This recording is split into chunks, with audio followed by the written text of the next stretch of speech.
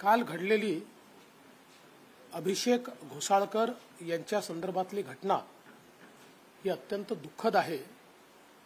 एका तरुण नेत्याचं अशा पद्धतीनं त्या ठिकाणी निधन व्हावं हे अतिशय गंभीर आहे। एकूणच या प्रकरणाला काही लोक राजकीय रंग देण्याचा प्रयत्न करतायत, ते देखील योग्य नाही। ही घटना जरी गंभीर असली तरी देखील अगदी 2024 मध्ये ज्यांनी गोळ्या घातल्या ते मॉरिस असतील किंवा अभिषेक घोसाळकर असतील यांचे एकत्रित पोस्टर्स हे आपल्याला पाहायला मिळालेले आहेत। वर्षानुवर्ष ते एकत्रित काम करताना आपल्याला पाहायला मिळालेले आहेत।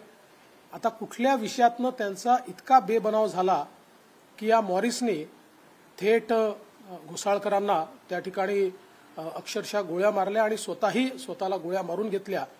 हा निश्चितपणे त्या ठिकाणी एक महत्त्वाचा विषय आहे, ज्याची चौकशी ही चाललेली आहे।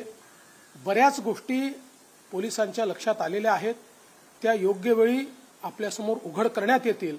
त्याची जी काही कारणं लक्षात येत आहेत ती कारणं वेगवेगळी आहेत। ती एकदा सगळी कारणं कन्फर्म झाली की त्याची माहिती देखील आपल्याला सर्वांना देण्यात येईल। माझी अपेक्षा एवढीच आहे की घटना गंभीर आहे, अशा घटनेचं राजकारण करणं हे योग्य नाही आणि या घटनेमुळे कुठेतरी कायदा आणि सुव्यवस्था संपलेला आहे वगैरे अशा प्रकारची विधानं करणं हे देखील चुकीचं आहे। कारण वैयक्तिक वैमनस्यातनं घडलेली ही घटना आहे। तथापि या संदर्भात बंदुका असतील किंवा या संदर्भात लायसन्सेस असतील, ते होते की नाही, ते योग्य होते की नाही, नसतील तर मग बंदूक आली कुठनं, किंवा अशा प्रकारचे लायसन्सेस देताना अजून काही खबरदारी घेतली पाहिजे का, अशा प्रकारचा विचार राज्य सरकार निश्चितपणे करेल।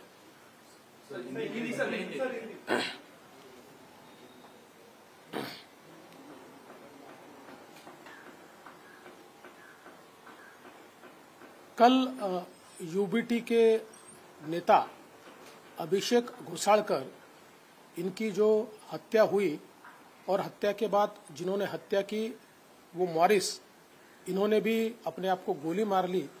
ये पूरी घटना बहुत गंभीर है।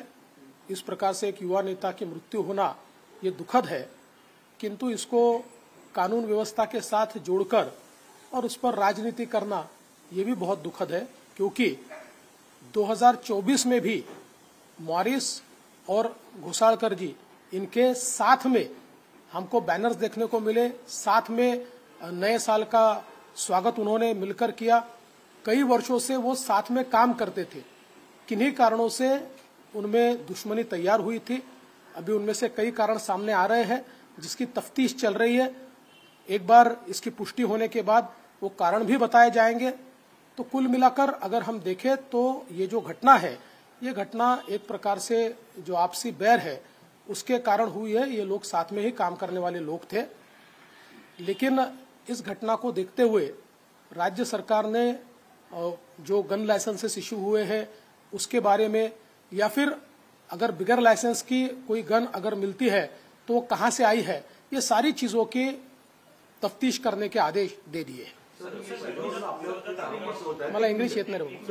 थेट आरोप असे होत आहेत की राज्याचे गृहमंत्री हे त्याला सक्षम नाही आहेत, त्यांनी राजीनामा द्यावा, मुख्यमंत्र्यांची थेट गुंडांशी संबंध हे उघड होत आहेत। एक घटना नाही तर अनेक घटना, याला राजकीय आरोप केले जात आहेत, याला काय उत्तर? बघा, हे पूर्णपणे राजकीय आरोप आहे आणि आता तर आमच्या विरोधी पक्षाची स्थिती अशी आहे, ही तर घटना गंभीरच आहे, पण अगदी एखाद्या गाडीखाली एखादा श्वान आला तरी ते गृहमंत्र्याची या ठिकाणी त्याचा राजीनामा मागतील।